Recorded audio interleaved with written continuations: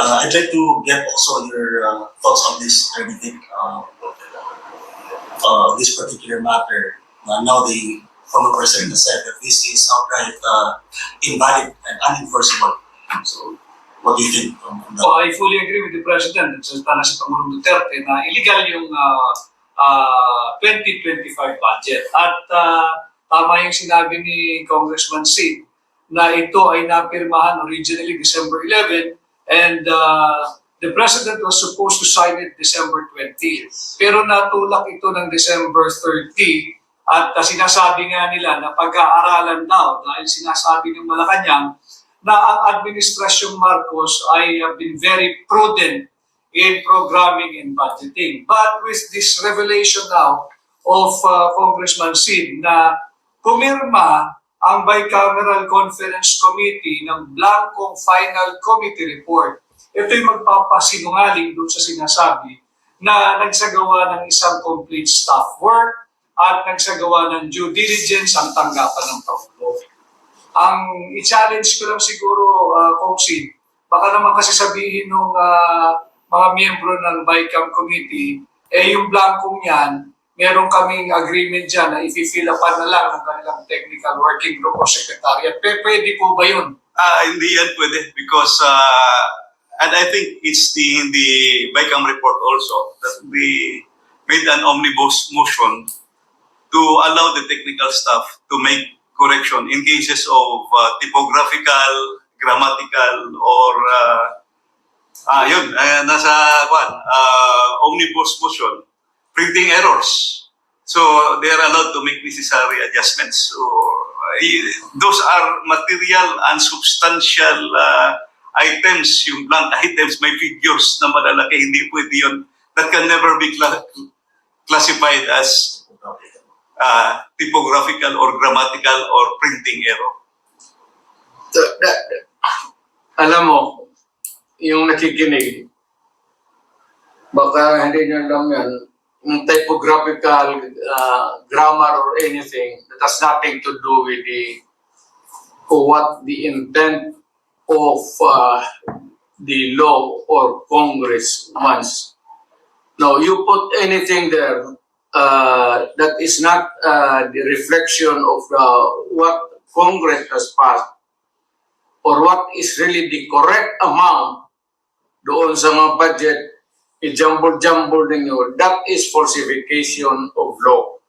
Perjury yan or whatever, perjury, forgery, and it can only amount to one thing. Alam mo ano? Criminal action. You can all go to jail for that. At kung ako ang binigyan ng trabaho to follow up these things and ganito ang lumabas, my God, you will all go to jail. Mabigat yan. Public document na yan. So if it's different from what was really intended by Congress or was not really through an accurate copy as passed by Congress, that is falsified or forgery. In which case, mamili ka lang, forgery, falsification, or jail. Alin dyan sa tatlo, papasok sa iyo. Mr. President, bilang dating prosecutor, magaling na abogado at dating lawyer, can they argue that what they did nung blinangko, can they put up as a defense na there is a proper delegation ng kanilang duty sa kanilang secretariat o kaya sa kanilang technical working group na binigay nila na kayo na lang ang maglagay ng figure at inaprubahan na namin in principle yung mga items dyan. These are the things that cannot be delegated, especially the amounts. Hindi mo pwedeng biro-biro yan. It must be exact. Nandiyan po lang sa Congress paglabas niyan, if the amount is 1 million, it's 1 million. Hindi mo pwedeng sabihin na kayo na mag-correct yan 1,200,000 or make the corresponding inaccuracies or sabihin mo yung anong pinag-usapan na dito after the law was passed. You cannot correct it by yourselves. It has go to the main body or to the person who was the authority to define and characterize the law. Kung ibigay mo yan dyan sa inyo, at most inyo is typographical error or maybe mistakes in spelling. But you cannot change the germane topic of the... That's not allowed by law. That's a very dangerous thing. Tinkering with itong batas natin. Because it could change, it could be serious, and it could put the trouble in the system dito sa ating separate of powers ng Supreme Court, Judiciary, and the President. Bawal yan. Talagang hindi pwede. Baski na and or, bantayan ninyo yan. And or, iba yan. Hindi yan pwede na you just look up to the sky and say, you just try to discern if it was really the intent of siguraduhin mo doon sa records. Pagkinig ka kung anong pinagsasabi ng mga lawmakers doon, or what is the intent, or what is really this spoken words. Mahirap kang kayo dito sa baba. You are not... hindi naman ako minamaliit ko kayo. O dito kayo sa baba, aside from the lawmakers, do not pretend to know. And do not pretend to guess what is right and what is wrong, and what is true and what is false. Talagang accurate yan. Refer to the records, and if you cannot get it from hindi masyado klaro, then you listen to the recorded history doon sa Congress. Marami namang stenographic notes dyan eh. Hindi naman isang tao dyan. May stenographic notes ang Senate, the individual senator, and yung report ng Congress itself. If I may, You cannot, do not say that you cannot go wrong. Hindi ka pwede sa'yo magkamali ka. There's so many records to refer to or get into what is really the accurate and true, whatever it is that is to be placed there in the document, whether it is a law, resolution, or an official document. Thank you, sir. Attorney Devon, is there anything you wish to add in the discussion? yes, actually earlier, when Congressman Ungab showed me these documents, I was honestly in total shock. Tama yung sinabi ni Presidente that all the figures in the enrolled bill for the General Appropriations Act for the President to sign should be accurate. But in my experience, in fact, if I may add, Mr. President, meticulously accurate, because I was once a head of a line agency, yung LTFRB. Mabusisi ang pag-prepare namin sa aming budget proposal. No? As mentioned by Congressman Sid, yung sinasabi niyang National Expenditure Program or the President's Bill as they call it, dumadaan yan sa lahat ng mga ahensya, kagaya ng ahensya that I headed, that we were required for every item that we need to spend for next year, we have to justify it. And we submitted it to the Office of the President. And once the President endorsed it to Congress, yung sinabi naman ni Congressman Ungab na dadaan sa first reading, second reading, ibig sabihin po niyan, pinapadala kami sa Kongreso to justify our budget proposal for the following year. Ibig sabihin, mabusisi yung budget proposal. Kaya talagang I was really in shock when I said, kung mabusisi pala yung proseso, pagdating sa dulo, blanco. Paano nangyari? Hindi talaga pwede yan. Hindi talaga pwede. That's, in plain, that's bullshit. Either somebody there is stupid or more stupid than the others. Huwag mong gawain yan because it carries with it a lot of legal consequences. Isa dyan yung mapriso ka.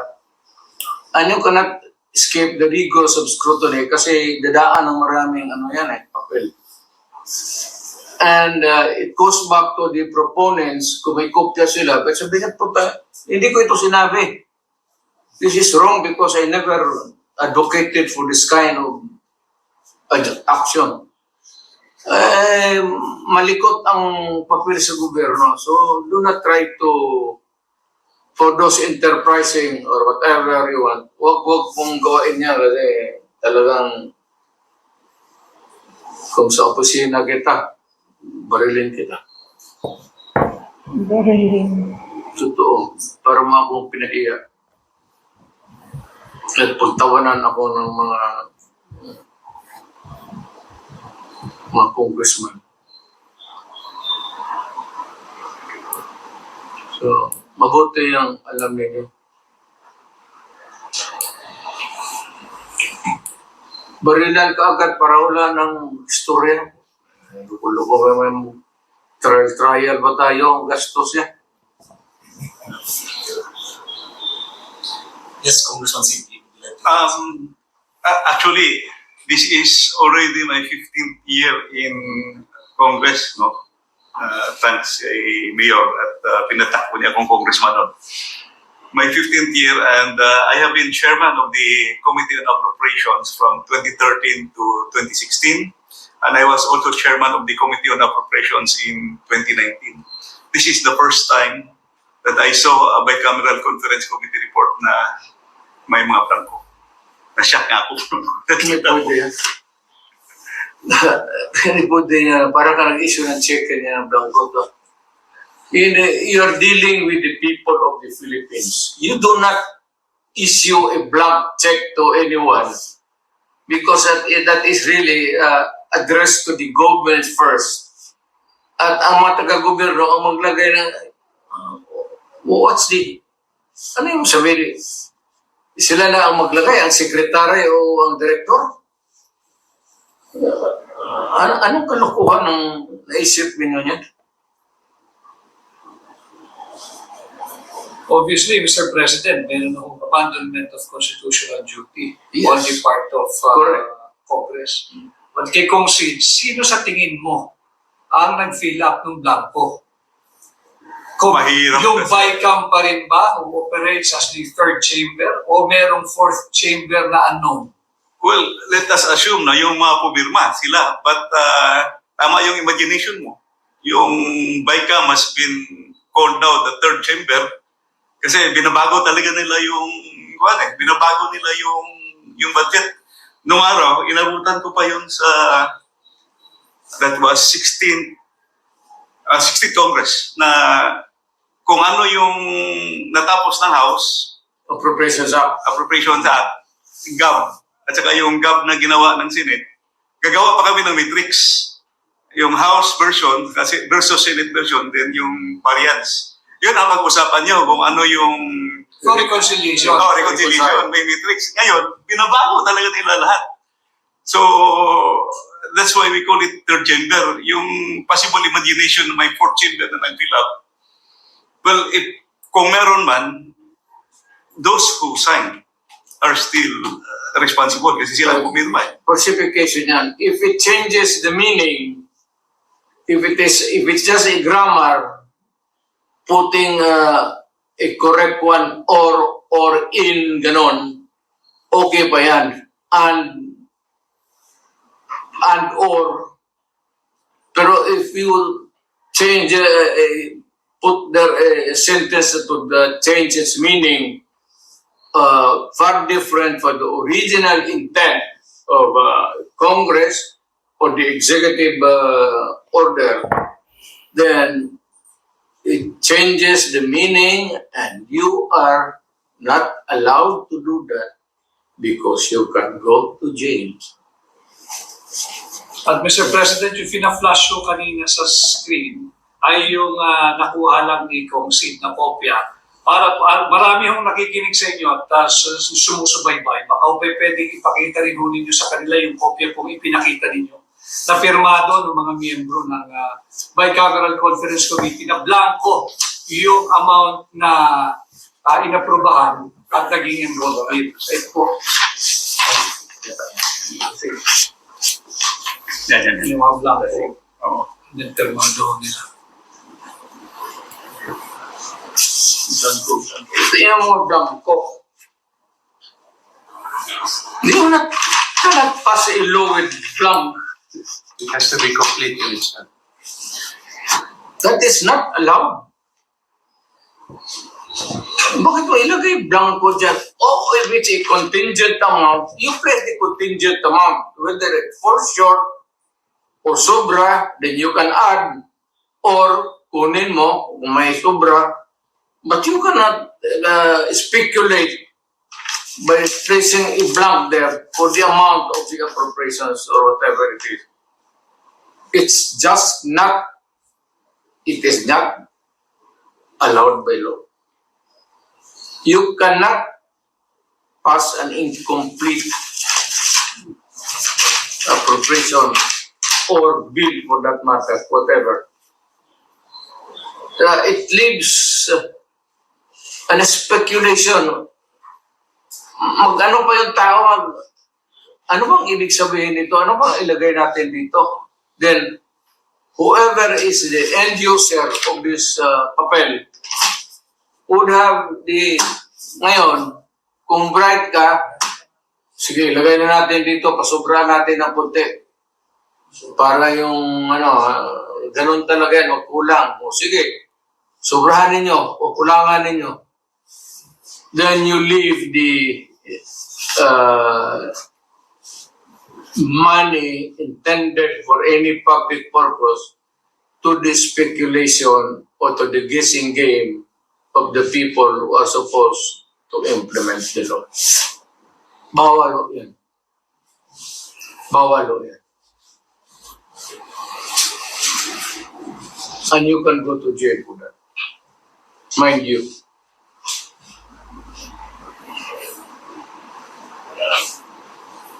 Thank you, sir.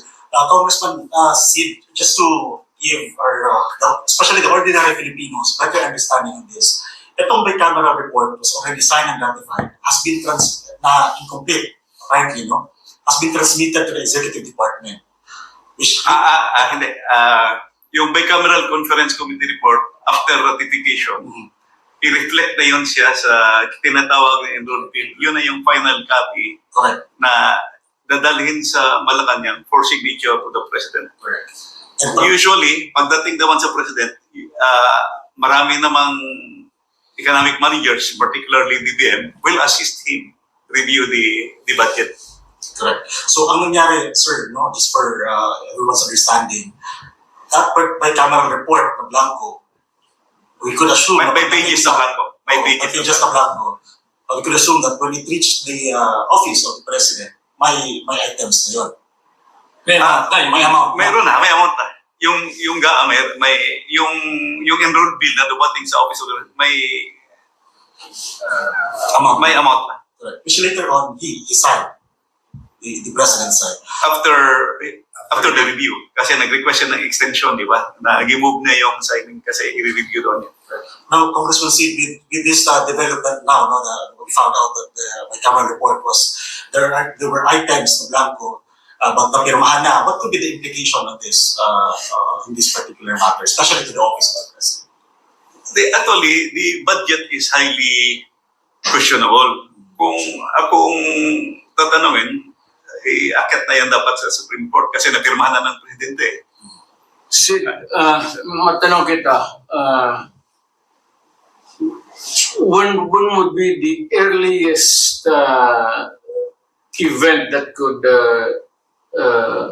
discover this kind of Actually, Mayor President, I was studying, gumagawa ko ng paper. Yung part 1, binigay ko na kay Atty. Vic. Marami na akong binigyan. Yung mga kaibigan ko na mga advocates doon, health advocates, pinadagan sa part 1. While I was making part 2, in fact, I have a meeting last week dapat kay Atty. Bago lang yan, a few days ago, kay Atty. Vic sa kay Peter Lavinia. Nung yun, ibas ko.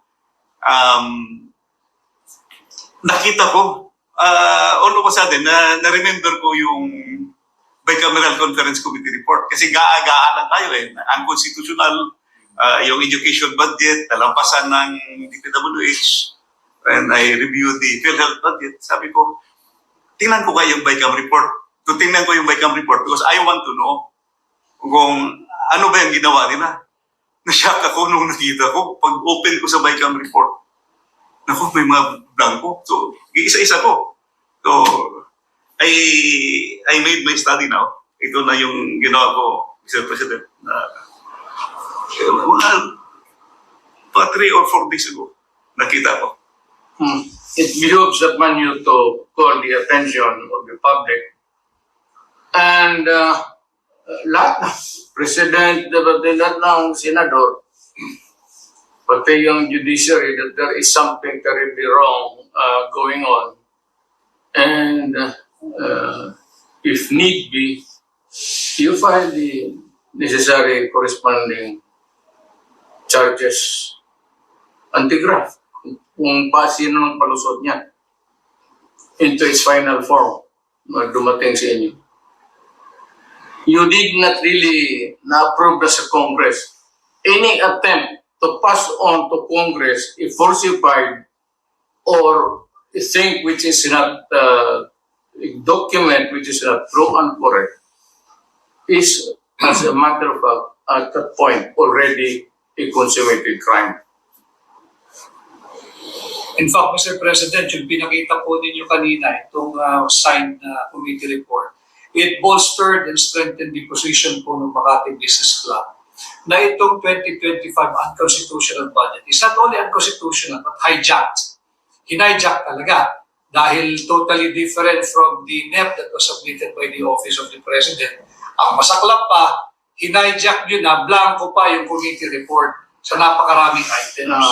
Well, that's something which has been looked into. I hope that the appropriate action can be taken by Ikaw, Sid, or any other Filipino dito nakikinig sa atin ngayon. Ako sana, pero matanda na ako, matagal ako nawala sa practice. But nandito sila, Tony Delgra and the rest of the taga Davao, meron naman itong, marami kami ditong talagang totoong Pilipino nagmamahal sa bayan. So I'm sure that they would not allow these things to pass just like that. Mahirap yan. If I may, Mr. President and Congressman Uno Harvey, ang pagkaintindi ko dito sa na-discovery mo, Congressman Sid, isang departamento lang ito, and including a provision on the land program of preparation. Yes, isang department. Mukhang hindi mo pa natapos kung baka mayroon pa mga plan. Actually, may part 3 ako pero highly technical pero it still affects the Integrity. integrity of the budget. May mga dinagdag You can give it to the, pa dito sa mga locals na ano, mga sanay sa budget, even itong mga local governments. I may be able to help you to find some people are willing to work on it. Pag-aralan yan. Hindi tayo nagkulang yan. Siguro, si Atty. Delgra is one hell of a Filipino, a good lawyer. Siya yung abogado ko nga eh. Pero hindi ako makulong. Pero kung makulong ako, malas talaga. Ibig sabihin. Hindi dahil sa kanila. Baka dahil kay ano. Sino ito mo?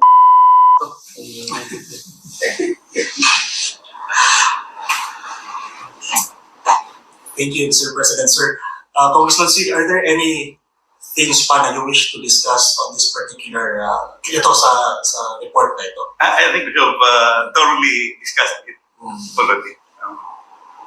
With that, Mr. President, I think we've covered the things that we would like to discuss on this particular matter. So before we close, perhaps Attorney Vic, meron ka pang gusto mong dagdag kay Attorney Dela?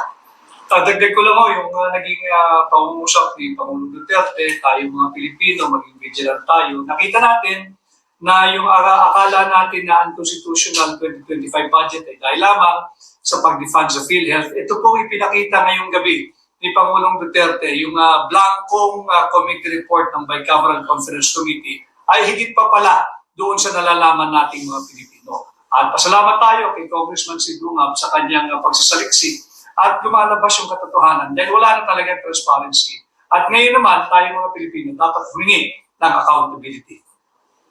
Thank you, Attorney Vic. Attorney Daga? Yes po.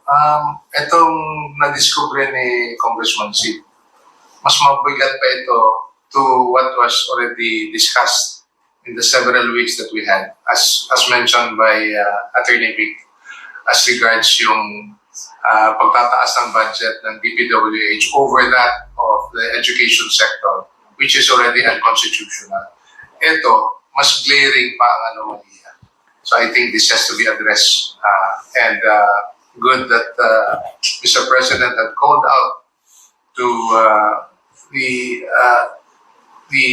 Filipino people to look into this and to question the highly anomalous legislative process in coming up with a national budget for 2025.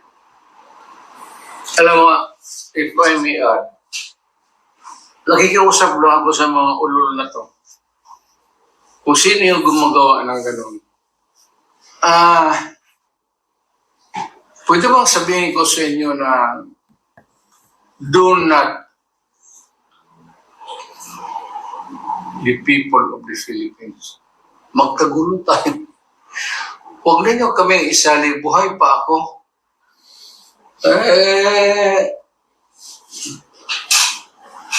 Saka nandyan yung military pati police, hindi papayag ng I know them. The ever vigilant na military pati police. Hindi papayag na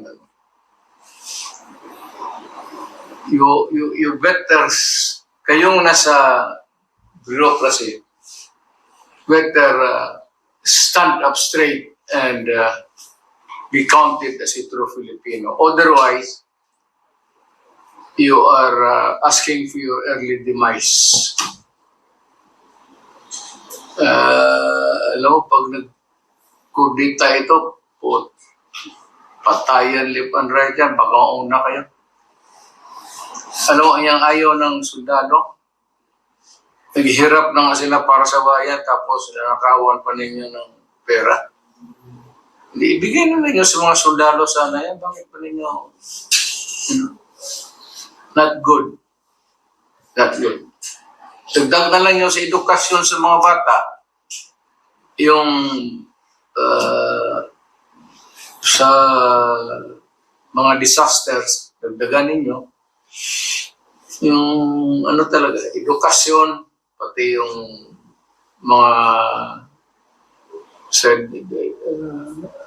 sa welfare department. Yun na nga ilangan talaga ng ako, edukasyon. Dagdag na lang ninyo, huwag ninyong sayangan yung pera. Yan lang ang payo ko sa inyo. Sabi, nag-warning ako sa inyo, huwag kayong gumagawa ng gano'n. Pagka marami, hindi papayag ang soldado niya. Iyariin kayo, sigurado ako niyan. Kilala ko ang sundalo. Yung presidente ako. napipigilan lang. Pero pag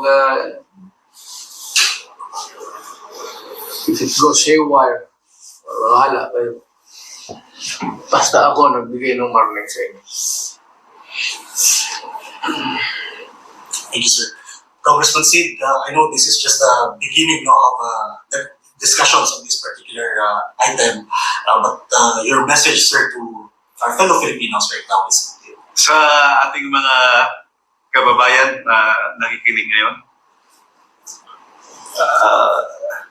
sa ating mga kababayan na nakikinig ngayon, you can see the documents, you can see the